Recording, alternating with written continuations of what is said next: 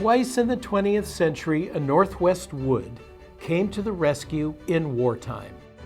At the same time, the cutting of that wood triggered advances that both changed how loggers worked, but also who worked in the logging business. One war brought in the 8-hour workday, cut from 12 or more, and another saw a cadre of working women move into the woods. You've heard about Rosie the Riveter. How about Rosie the Logger?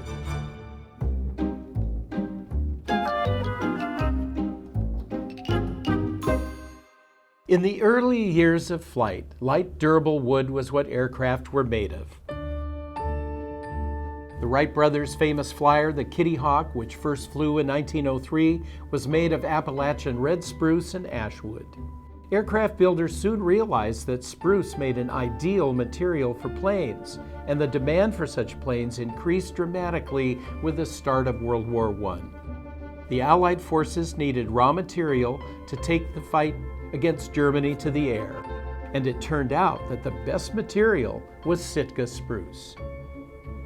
These tall trees grow in the coastal Northwest, from Northern California to Alaska. Even before the U.S. entered the war, demand for spruce exploded, and the region's old forests had what was needed. The war coincided with labor strife in the Northwest woods, as the radical industrial workers of the world, the Wobblies, and other unions sought to organize timber workers. Conditions in the camps were lousy, the hours brutal. America's entry into the war also created a shortage of workers. The U.S. government stepped in, and the military virtually took over the industry, drove out the IWW, yet also improved some basic working conditions and imposed an 8-hour workday. In Vancouver, Washington, a special mill was built to process millions of board feet of Sitka spruce to keep the Allies in the air. The military formed both an Army and civilian unit, the Spruce Product Division, to make sure the supply of wood was maximized. 108 million board feet of Sitka spruce was cut to fight the Red Baron and others of his ilk. As many as 30,000 soldiers worked in the timber division, not in Europe.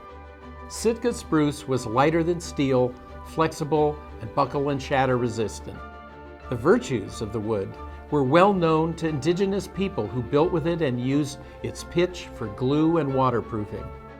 When the first European explorers arrived in the region, they took tall, straight spruce trees for ship masts.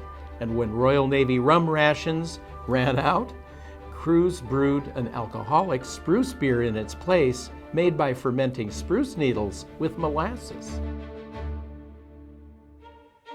The post-World War I period saw the value of spruce continue for aircraft. Sitka spruce was planted in Scotland, where the soil and climate were conducive. It made sense from a national defense standpoint in the 1920s, but by the time World War II rolled around, aluminum had mostly replaced spruce in planes, especially warplanes. But that metal could also be in short supply. So again, Sitka spruce was drafted.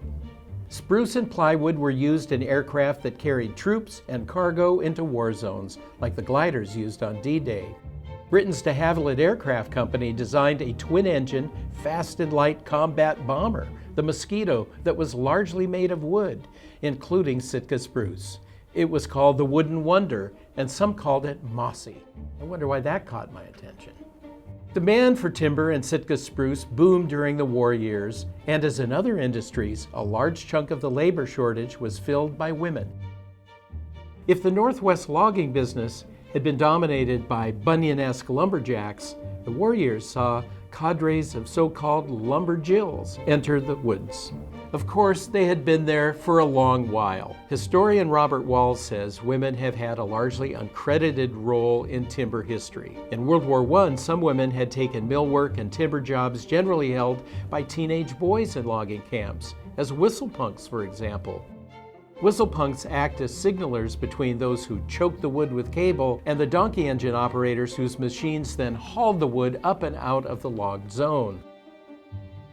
And women had long been cooks, bunkhouse maids, and camp bookkeepers. As independent family logging operators came on the scene in the 1930s and flourished after the war, women's roles continued, critical players, much like women who run and work on family farms. With the civilian and military demand for wood increasing with the war and a shortage of men, women began to fill more roles, driving logging trucks and working in lumber mills.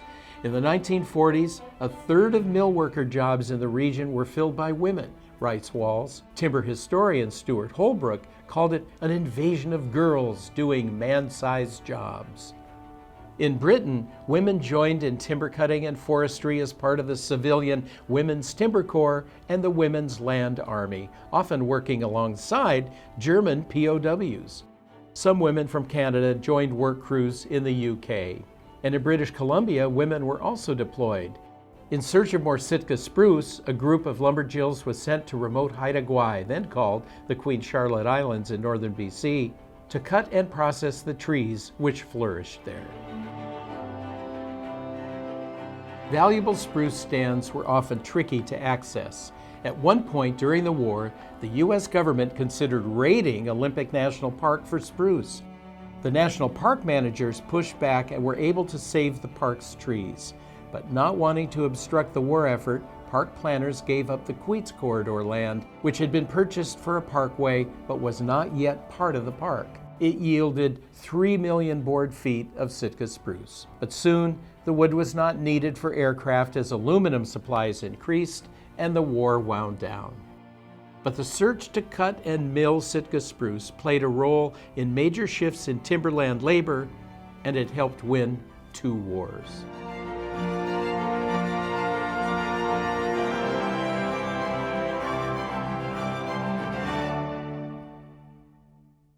For more on this episode, listen to the Mossback podcast. Just search for Mossback wherever you listen.